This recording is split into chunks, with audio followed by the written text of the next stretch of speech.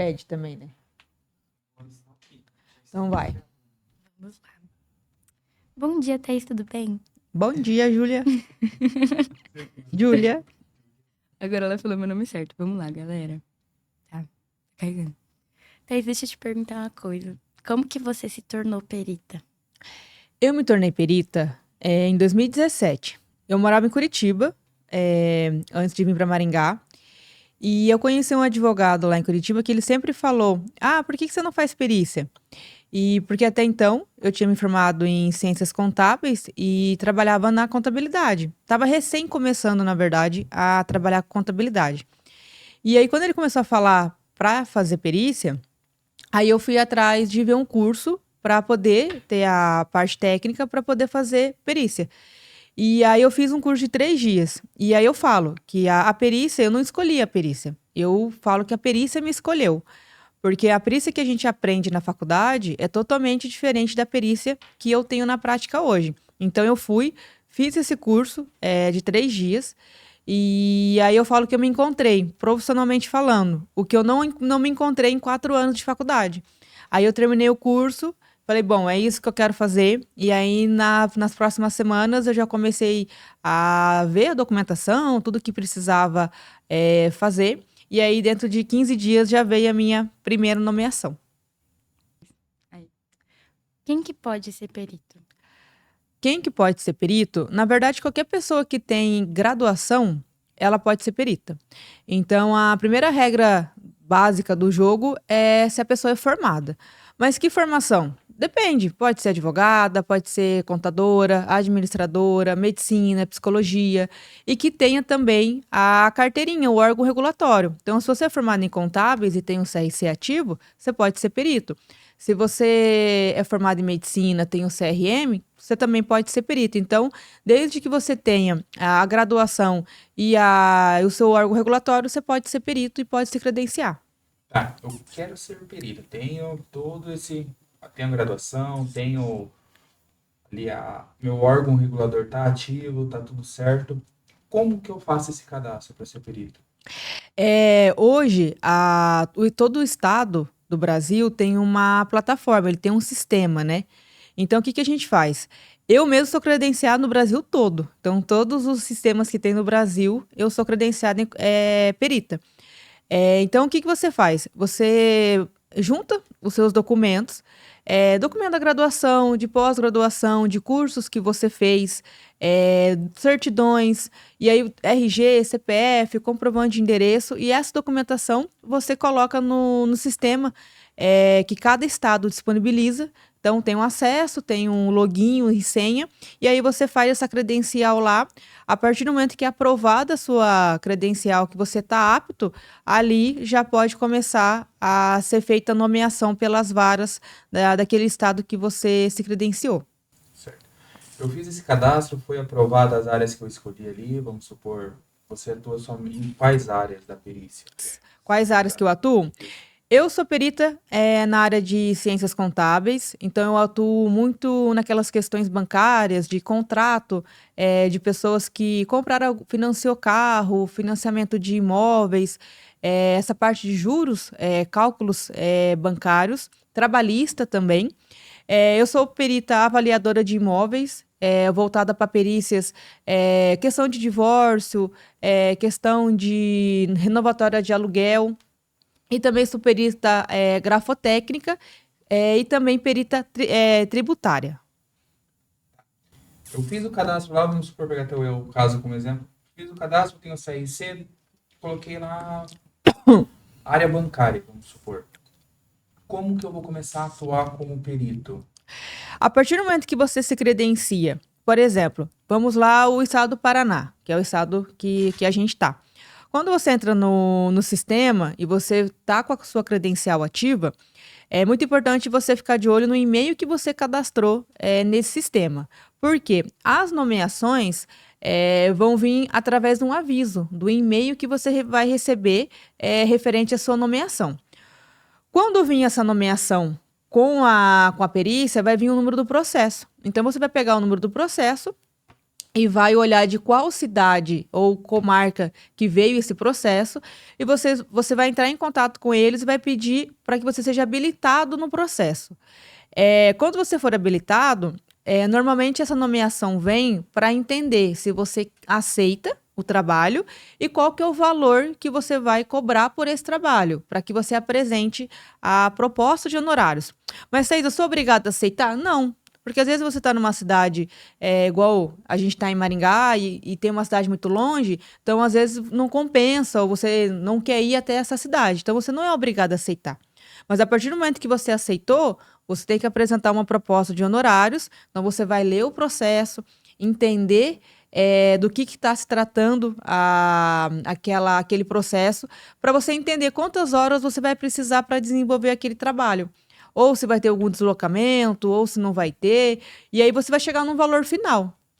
Com esse valor, você vai apresentar ali no sistema, que é um sistema chamado Projude, que é mais conhecido aí pelo pessoal de advocacia. E aí, ali no Projude, você vai apresentar a sua proposta para que os advogados, né, da parte réu e da parte autora, concordem ou não com o seu valor. Certo. Tá, fui nomeado, fiz essa parte, aceitei a proposta, vi que eu tenho conhecimento técnico, que não tem nenhum impeditivo de interesse, né? Que eu acredito que muitas vezes, se você é nomeado ali pelo juiz, você não pode ter o vínculo, né? Tipo, alguma coisa ali, vamos supor, trabalho no Banco do Brasil, sou cadastrado como perito, eu não posso atuar. Se você quiser perguntar qual é o impeditivo.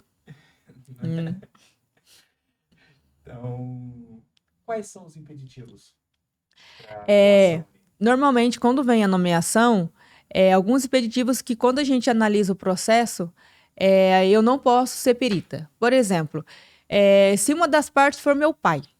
Então, por quê? Existe esse vínculo. Então, pode-se entender que eu, enquanto perita judicial, por ele ser meu pai no processo em uma das partes, eu estaria indo para um caminho mais tendencioso a dar uma barganha para ele, né? Para ficar um pouco mais favorável para ele no processo. Então, quando a gente é perito judicial, a gente tem que ser imparcial. Então, se eu, por exemplo, cair um processo para mim atuar como perita e uma das partes é uma empresa que eu já trabalhei naquela empresa, eu não posso ser perita. Ou, como eu falei, é uma pessoa parente da família. Então, esse é um dos impeditivos que a gente, quando olha o processo e vê, a gente já tem que declinar. Ou, por exemplo, é uma área que não é de atuação, então não faz parte do meu rol de experiência.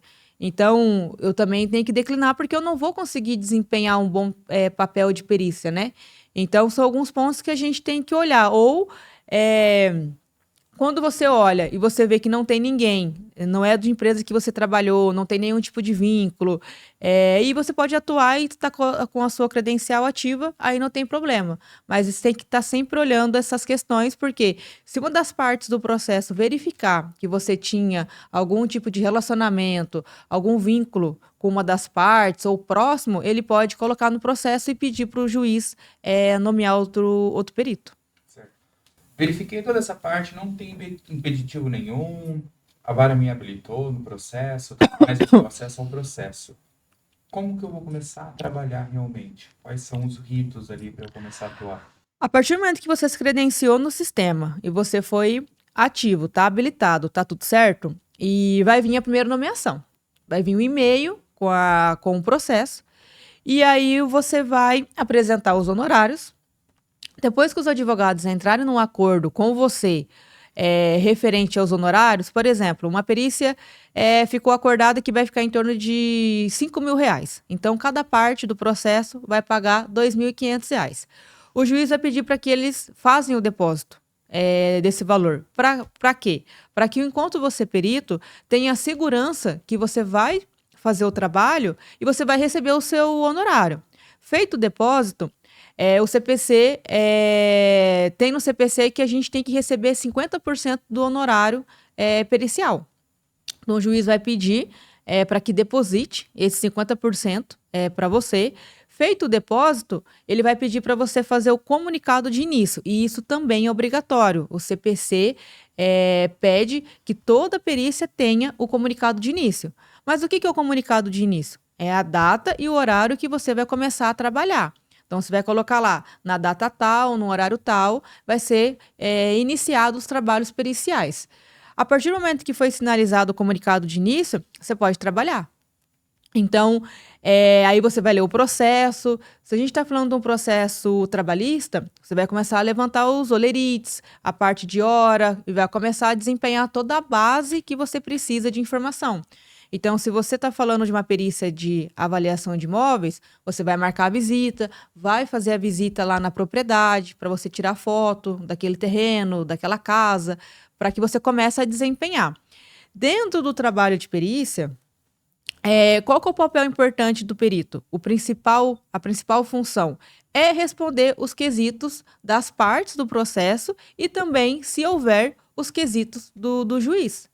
Então, quando você comunicar o início, você já pode trabalhar e começar a desempenhar esse papel, que é responder os quesitos e depois formatar essas respostas detalhadamente, o máximo possível, em forma de laudo, para que você apresente esse laudo para o juiz, porque esse laudo ele vai auxiliar o juiz e ele vai começar a entender melhor a questão da briga judicial, para que esse laudo consiga auxiliar ele e ele consiga tomar a melhor decisão ali naquele processo.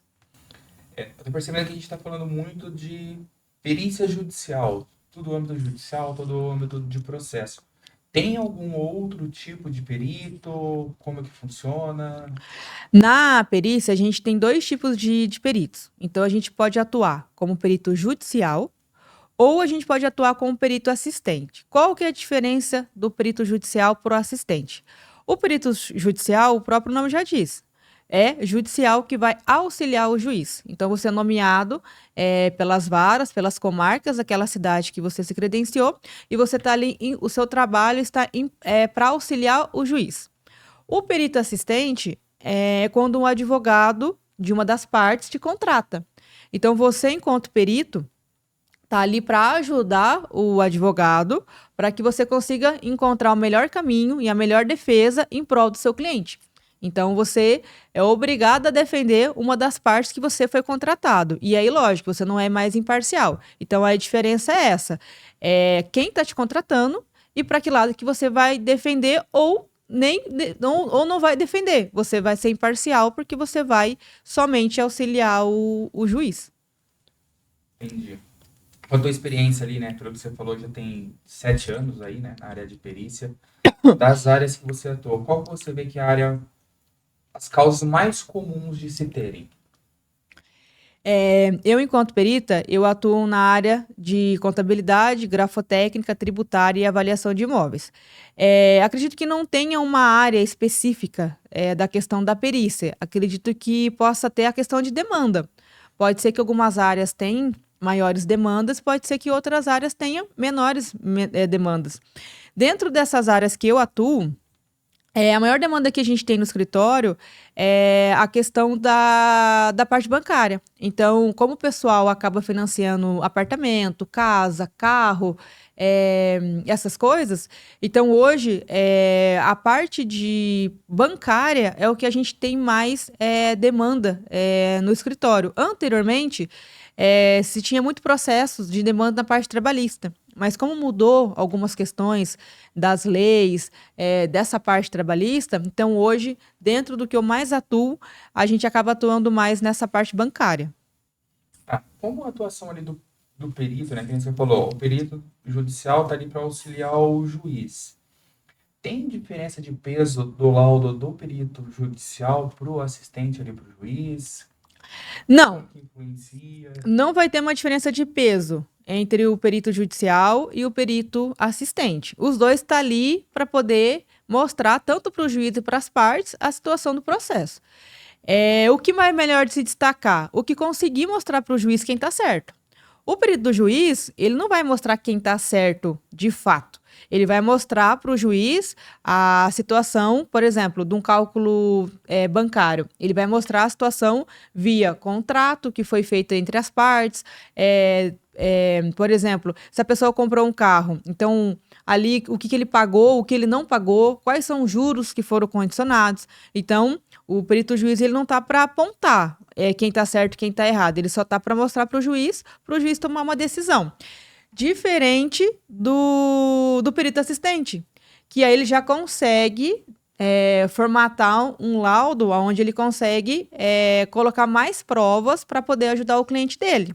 Então, se o perito assistente conseguir convencer o juiz, logicamente, nesse caso, o laudo dele teve mais peso. Agora, se o perito judicial apresentar um laudo e o perito assistente não conseguir impugnar, não conseguir trazer outras provas para impugnar impugnar o laudo do perito judicial, aí lógico que o laudo do perito judicial vai ter maior peso. Então, a regra do jogo é quem conseguir provar. Normalmente tem 3 peritos. O perito juiz e um perito assistente de cada parte.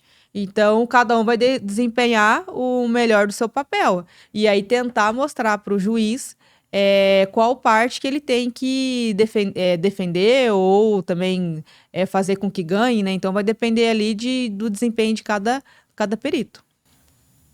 Que nem você falou, né? São 3 peritos. O perito judicial, ele tá ali para fazer um cálculo para, assim, ser o mais justo possível na causa. Vamos dizer assim. Mas, vamos supor, no caso bancário, o banco vai querer que faça segundo contrato, muitas vezes, a outra parte já não concorda muitas vezes com os juros que está no contrato e tudo mais. Como que o perito judicial vai fazer esse cálculo para chegar ao mais justo possível? Como que ele vai se basear para fazer esse laudo? Todo o nosso trabalho, ele é seguido a mando do juiz. Então, a gente só faz aquilo que o juiz pede. Como que o juiz pede? Através de sentença.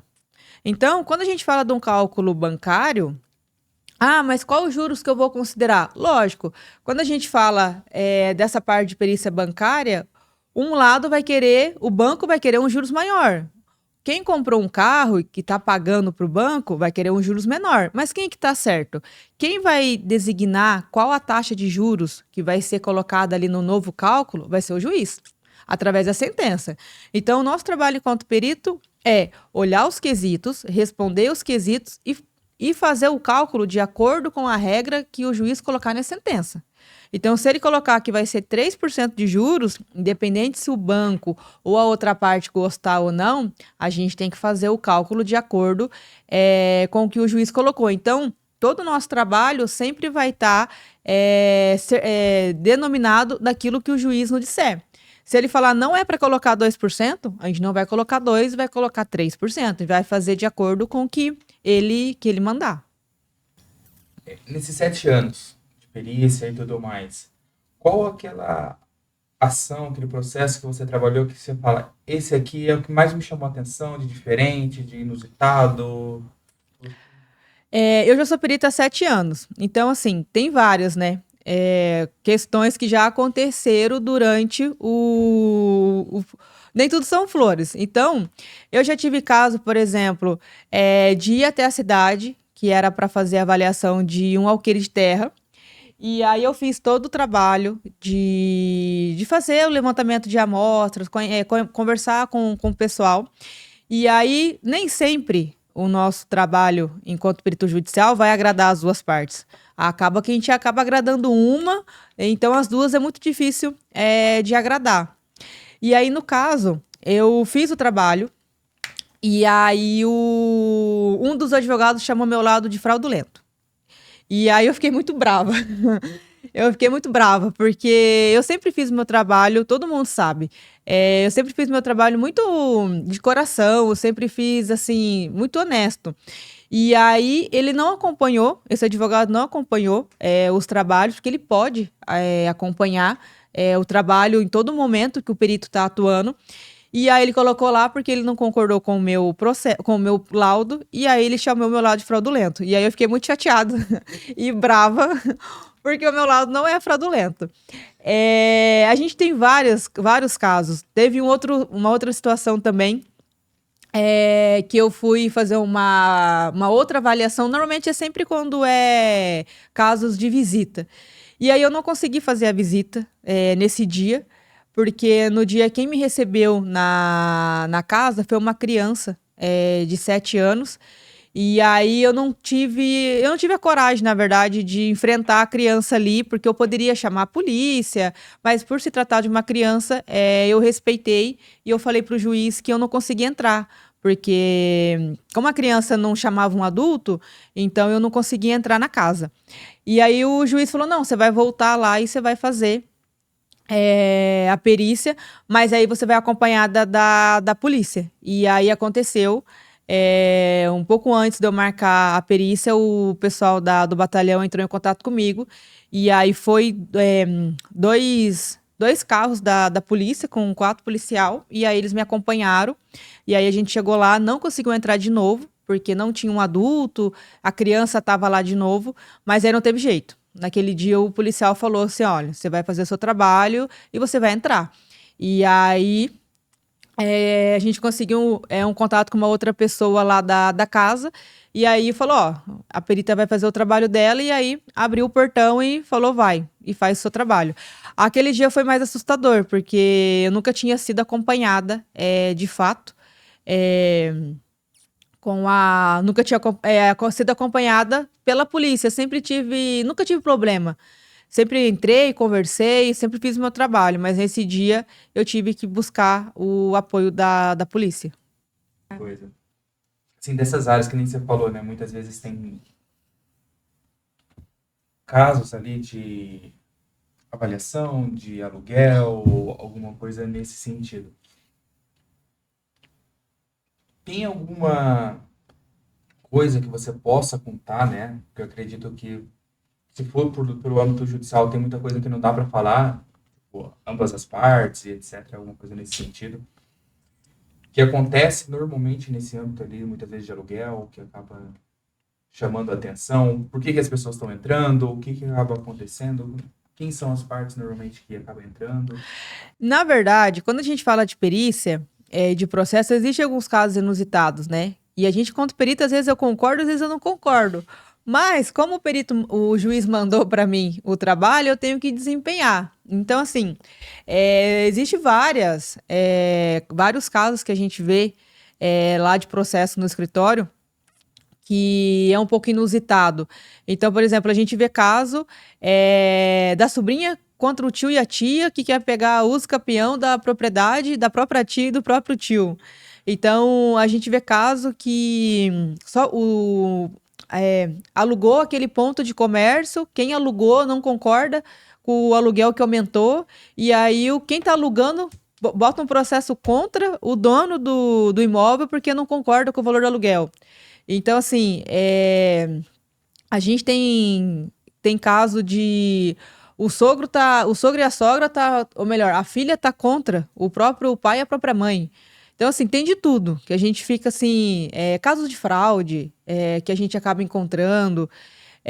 Então, tem vários casos que a gente tem que a gente fica assim, de olhar, né? Como que uma filha entra contra o pai e a mãe, e briga às vezes por 19 centavos. A gente já encontrou processo bancário que o cara entrou por conta que a parcela tinha uma diferença de 19 centavos e ele ganhou esse processo. Não está errado, mas é algumas coisas que a gente verifica que faz parte ali de processo que tem que ser resolvido, e aí acaba vindo para nós a demanda, e lá no escritório eu não recuso nada. Então, todas as demandas que vêm ali de perícia, independente do valor, independente da distância, do que tem que ser feito, até perícia de parte portuária, parte de ICMS, parte de ISS municipal, como eu falei, parte de fraude bancária, valuation. Então, a gente tem bastante demanda em várias áreas. Por mais que é uma área de contabilidade, mas não necessariamente vai vir somente um assunto. Não. Quando você abre a perícia contábil, ela é ampla. Então, você pode encontrar várias discussões. E uma perícia não é igual a outra. Porque cada juiz tem um entendimento, cada um briga por uma coisa. Então, nenhum processo eu consigo aplicar uma metodologia igual para todo mundo. Todas as perícias a gente tem que ler, todas as perícias tem que entender, todas elas têm quesitos diferentes, todas elas é um cálculo diferente, então não tem como a gente aplicar uma proforma na perícia. A gente tem que olhar cada caso, porque cada hora o juiz sentenciou uma coisa e às vezes são matérias iguais. Um juiz na vara de Curitiba está falando de um processo bancário e na vara de Maringá também, e cada um decide uma coisa. Então, não é igual. Então, cada hora a gente está aprendendo alguma coisa. Sempre chega uma perícia diferente lá no escritório, e aí a gente acaba fazendo porque a gente quer aprender e a gente quer também fazer com que a Tex torne referência de perícia no Paraná. Tá, você falou de perícia. A minha visão, assim, como leigo, né, vamos dizer assim, sempre vem daquela questão de filmes. Que sempre é o perito que vai com um pincelzinho, que fica coletando digital e tudo mais. Na área que você atua, tem também isso? Não tem? Como que... O pessoal acaba sempre brincando comigo, achando que eu sou a perita, aquela que vai com o pincelzinho, que bota o pozinho lá. Eu não sou da área criminal. Primeiro porque eu tenho medo e receio. Então, eu acabo atuando em outras áreas. Contábil, uma parte mais contratual, ou no máximo vai ali e faz avaliação de uma propriedade, de um sítio, algo nesse sentido. Uma das perícias também que a gente atua, que também é muito interessante, é a perícia grafotécnica. Então, que talvez chegue um pouquinho ali próximo de uma perícia criminal, vamos se dizer. Por quê? A grafotécnica é aquela que a gente tem que analisar se a assinatura que a pessoa fez ali naquele contrato, naquele documento, se é uma assinatura real ou não da pessoa. Então, você tem que analisar todos os traços daquela assinatura. A pessoa, quando vai assinar, ela tem a pressão que ela vai colocar na caneta, a forma que ela vai escrever, ela tem ali toda a formatação e o jeito dela de escrever, que vai ser sempre a mesma, de quando a gente era criança. Pode ser que a letra melhore um pouco do que a gente era criança, porque a gente tem agora, mas a expressão, a maneira de escrever vai ser sempre a mesma. Então essa, eu acredito que ficaria ali um pouco mais próximo de um criminal, por quê? Que você entender que aquela assinatura não é da pessoa, ela está respondendo de maneira criminal, ou seja, ela fraudou aquele documento e não é dela aquela assinatura. Então, ela é mais minuciosa, porque essa você tem que ver os detalhes da assinatura, a altura, a pressão, todos os pontos daquela assinatura. Então, eu falo, cada perícia ela é de um jeito. Umas têm mais aventuras, outras têm menos. A de contábeis, por exemplo, de banco não tem muita graça, porque você só vai analisar o contrato e vai fazer o cálculo. Agora, quando a gente fala umas perícias de avaliação de imóveis, quando a gente fala dessa de grafotécnica, quando envolve ali uma questão, às vezes, de fraude, aí o negócio começa a ficar um pouco mais legal, vamos dizer, de fazer. Mas a grafotécnica, acredito que seja ali também bem interessante para que a gente consiga analisar a assinatura da pessoa. Que nem você falou, né? Tem ali a parte de pressão, deve ter alguns vícios que acaba saindo ali na assinatura e tudo mais. Mas como que você vai determinar se realmente foi a pessoa verdadeira, vamos dizer assim, que assinou ou foi um terceiro que falsificou aquela assinatura? O que a gente faz? Quando vem a perícia de grafotécnica, a gente pede para a pessoa, no caso, ali em questão da assinatura, a gente marca um dia com ela e aí a gente coloca ela no escritório, numa sala, onde ela fica tranquilamente. Então, onde o ar-condicionado não incomode, onde a pessoa não fez nenhum tipo de uso de medicamento, onde ela não fez uso de bebida alcoólica, onde ela não está estressada. Tentar pegar a pessoa não está estressada de um trânsito com a família, tentar pegar, colocar essa pessoa mais tranquila possível. Em um ambiente tranquilo, sem barulho, sem maiores questões.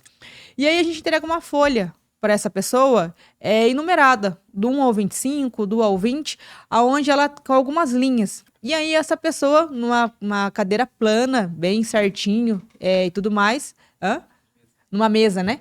Numa mesa aonde ela... Vou voltar. Então, a gente coloca a pessoa numa mesa, numa sala, num ambiente bem tranquilo, e aonde ela vai assinar que a gente entrega uma folha do 1 ao 20, ou enumerada do 1 ao 25, né, com várias linhas, e ela tem que assinar essa folha várias vezes. Por quê? Porque quando a pessoa começa a assinar, ela vai cansando dela fazer a assinatura repetidas vezes. Então, ela vai assinando uma vez, duas. Então, se for a pessoa, ela vai sair aquela assinatura normal. Quando é uma pessoa que fraudulou, vai chegar uma hora que ela vai fazer alguma coisa errada naquela assinatura. E com esse comparativo de 20 assinaturas, a gente vai fazer a comparação com aquela assinatura que está naquele contrato. Então, é com esse material que a gente consegue entender se aquelas assinaturas repetidas vezes que foram feitas na folha, se está igual ou não e nos parâmetros, na pressão, no vício, na forma, se está de acordo com aquela assinatura que está naquele contrato em questão.